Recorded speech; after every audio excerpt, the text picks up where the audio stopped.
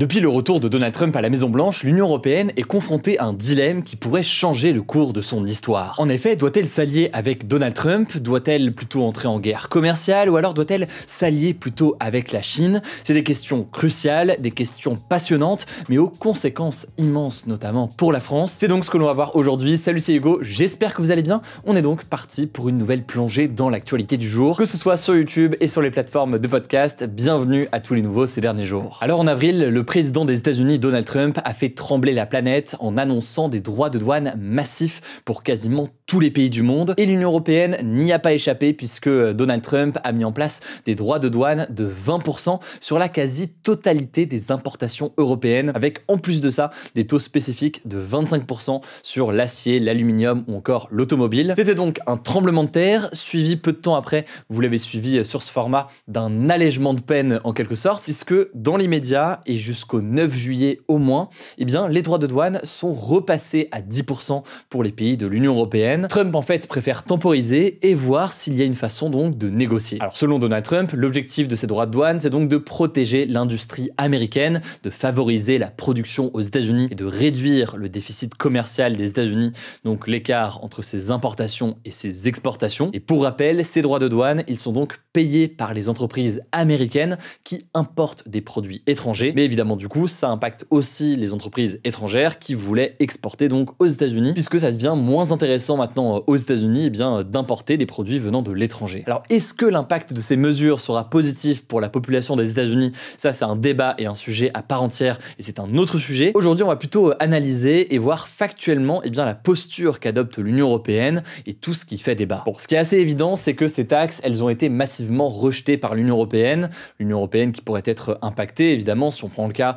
je sais pas, d'une entreprise qui est dans le secteur du vin en France, forcément, elle n'a pas intérêt à avoir des hausses de droits de douane, puisque ça veut dire que les entreprises américaines vont peut-être se tourner vers d'autres fournisseurs, voire éventuellement continuer à développer le vin aux États-Unis. Alors, face à cette guerre commerciale, l'Union européenne a d'abord privilégié la négociation, car c'est le but aussi de ces 3 mois, on l'a dit, de suspension. Ursula von der Leyen, donc la présidente de la Commission européenne, a proposé un accord 0 pour 0, donc une suppression réciproque des droits de douane sur beaucoup de domaines. L'objectif affiché, c'était aussi d'avoir une forme de coopération contre les pratiques déloyales venant d'autres pays, et notamment venant de la Chine, mais on revient là-dessus juste après. Et puis il y avait aussi une question d'alliance sur certains sujets, par exemple sur la question des semi-conducteurs ou encore des minerais stratégiques, des minerais dont on a beaucoup entendu parler ces dernières semaines et qui donc permettent la production typiquement de batteries électriques. Ça, c'est donc l'offre initiale de la Commission européenne, sauf que début avril, les États-Unis ont dit non et ils préfèrent maintenir la pression tarifaire. Alors parmi les autres gestes qui ont été proposés par certains dirigeants européens, on peut noter que au sein de la Banque centrale européenne,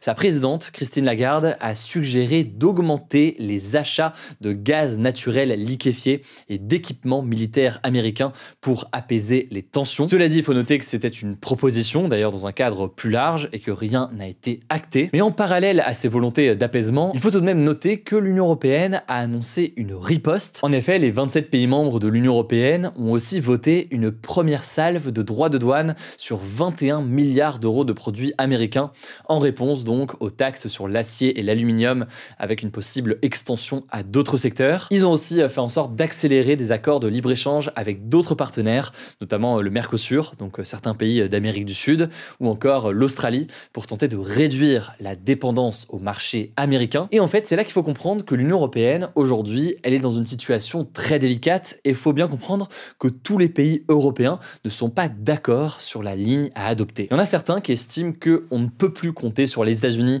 que les États-Unis vont finir par augmenter les droits de douane et qu'il faut donc dès maintenant développer d'autres marchés. De la même façon, d'un point de vue de sécurité, beaucoup estiment que la coopération entre les États-Unis et l'Union européenne, c'est quasiment du passé, qu'on ne peut plus compter sur l'OTAN et donc qu'il faut là aussi pouvoir se renforcer militairement. Mais tout le monde n'est pas du même avis et un certain nombre de pays européens estiment que les États-Unis doivent rester un allié. C'est le cas par exemple de Giorgia Meloni en Italie, qui estime qu'il faut rester proche de Donald Trump. Et le pire dans tout ça, c'est que la question des États-Unis, c'est que la moitié du sujet en quelque sorte. L'autre sujet important, c'est la question de la Chine. En effet, dans la situation actuelle, l'Union européenne pourrait se dire, bon, tant pis, les États-Unis ne sont plus avec nous, donc on va se développer via d'autres puissances, et notamment via la Chine. La Chine, c'est vrai, c'est un partenaire potentiel assez important aujourd'hui, mais tout de même, il y a des limites à cette coopération. L'une des limites, d'un point de vue strictement économique en tout cas, c'est la question des pratiques déloyales de la Chine.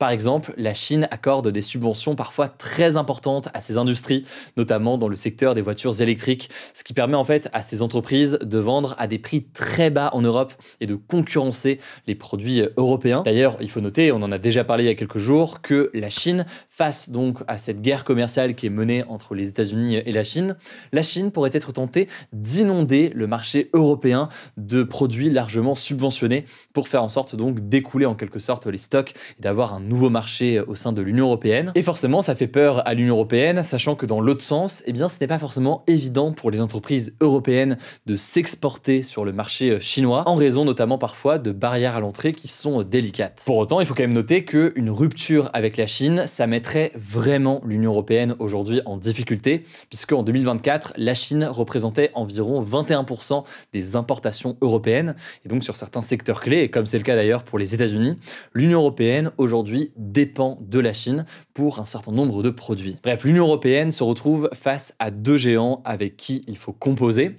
Face à tout cela, certains estiment que, eh bien, il faut aussi améliorer les échanges au sein de l'Union européenne. L'idée, c'est donc d'améliorer, de faciliter encore davantage les échanges entre les pays européens en réduisant, par exemple, encore davantage les barrières entre les marchés pour que, par exemple, une entreprise française puisse facilement s'exporter dans les autres pays européens et inversement. Il y a aussi un enjeu à faire en sorte que les entreprises européennes soient encore plus fortes et attractives pour le reste du monde. Dans ce cadre, il y a un plan qui a été présenté qui s'appelle le plan boussole pour la compétitivité. Et d'ailleurs, paradoxalement, et je terminerai là-dessus, c'est un des derniers points, on voit donc qu'il y a cette guerre commerciale entre les États-Unis et la Chine. On sait donc que si ça se poursuit comme ça, les États-Unis ne vont plus pouvoir compter autant sur les produits chinois. Et donc, ça pourrait être quelque chose, paradoxalement, de positif pour l'Union européenne. En effet, ça pourrait faire en sorte que les États-Unis se tournent malgré tout vers l'Union européenne pour certains produits, pour certains plastiques, certains textiles ou encore certains biens manufacturés en Europe. Certaines choses qui sont produites en Europe et qui pourraient donc intéresser les États-Unis. Voilà, maintenant, il faut bien comprendre, comme toujours, que c'est un sujet politique. Il y a des regards, des visions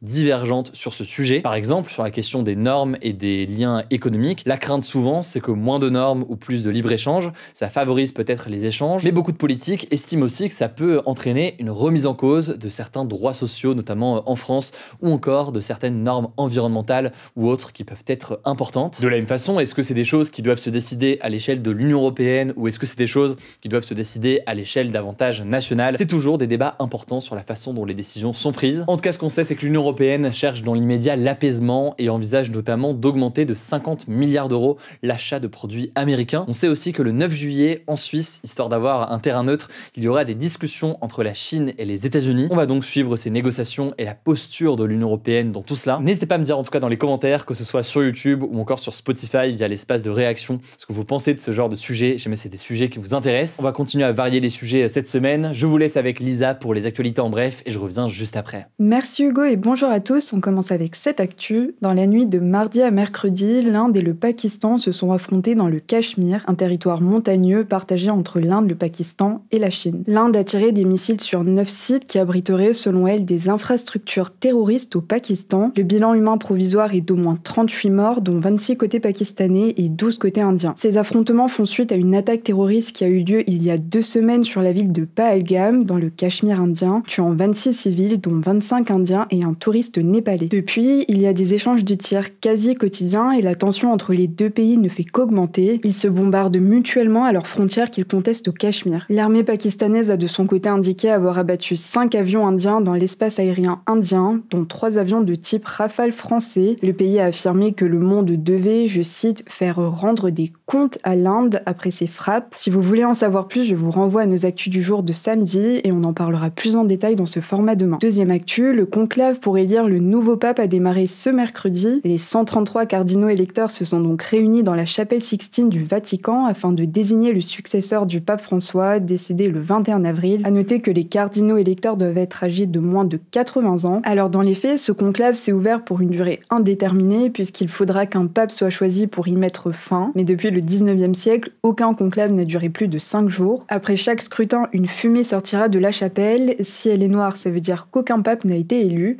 Et si elle est blanche, ça veut dire qu'un choix a été fait. Pour être élu, il faudra que l'un des candidats obtienne la majorité des 2/3, donc 89 voix ou plus. Tant que ce seuil n'est pas atteint, les cardinaux électeurs continueront à voter à bulletin secret. En termes de répartition, 1/3 des cardinaux électeurs viennent d'Europe. Les autres continents les plus représentés sont l'Asie avec 23 cardinaux électeurs, puis l'Amérique du Sud avec 17 profils. Troisième actu, un accord de cessez-le-feu entre les États-Unis et les Houthis a été trouvé ce mardi selon Oman, un pays médiateur. Quelques heures plus tôt, le président américain Donald Trump avait annoncé la fin des frappes américaines. Les Houthis, ce sont des rebelles du Yémen, alliés de l'Iran qui multiplient les attaques au Proche-Orient en représailles à la guerre menée par Israël contre le Hamas, qu'ils soutiennent à Gaza. Ils bloquent notamment de nombreux navires en mer Rouge qu'ils estiment liés à Israël. Pour en revenir à cet accord, il prévoit qu'aucune des deux parties ne ciblera l'autre à l'avenir, notamment les navires américains circulant en mer Rouge et dans le détroit de Bab el-Mandeb. Il a d'ailleurs été annoncé quelques heures après des bombardements aériens israéliens qui ont détruit l'aéroport international de Sanaa,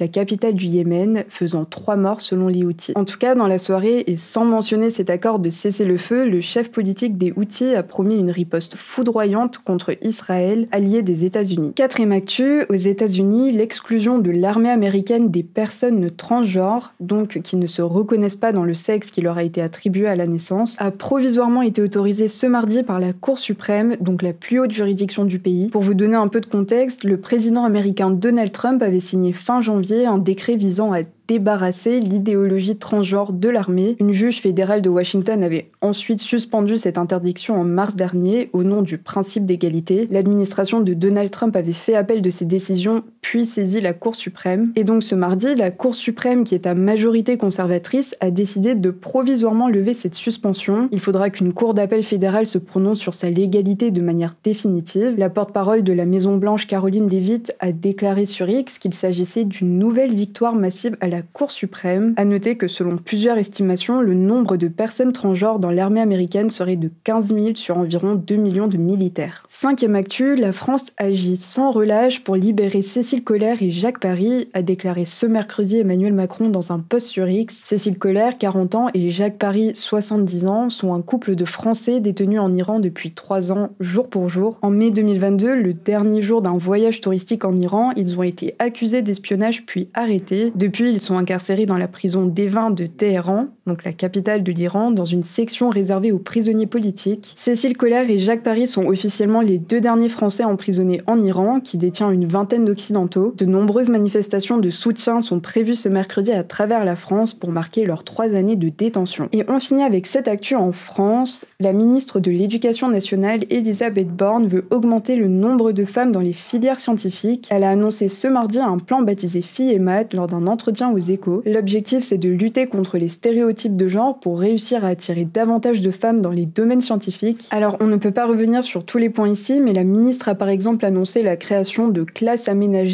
maths et sciences en 4e et 3e, qui devront être composées d'au moins 50% de filles. Ces classes seront testées à la rentrée 2025 dans 5 académies. Plus globalement, le plan implique que les chefs d'établissement et professeurs du primaire au lycée soient sensibilisés aux biais de genre. Elisabeth Borne a aussi annoncé un objectif de 50% de filles dans la spécialité mathématique en terminale en 2030, contre 42% actuellement. La ministre de l'Éducation souhaite également qu'il y ait au moins 20% de filles dans chaque classe préparatoire scientifique en 2026 et 30% en 2030. Merci Lisa pour ces actualités en bref. Alors si vous voulez un autre sujet et un sujet plus léger, j'ai interviewé en début de semaine DJ Snake, le rappeur français, l'un des Français littéralement les plus écoutés au monde. On est revenu sur son histoire, sur son parcours et les coulisses aussi de son métier hors du commun à quelques jours de son Stade de France qui est prévu pour samedi. C'est un échange super intéressant et pour voir tout ça, rendez-vous directement sur YouTube. Je vous mets le lien directement en description vers notre chaîne dédiée au grand format. Prenez soin de vous, prenez soin de nos proches et puis on se dit à demain pour une nouvelle vidéo.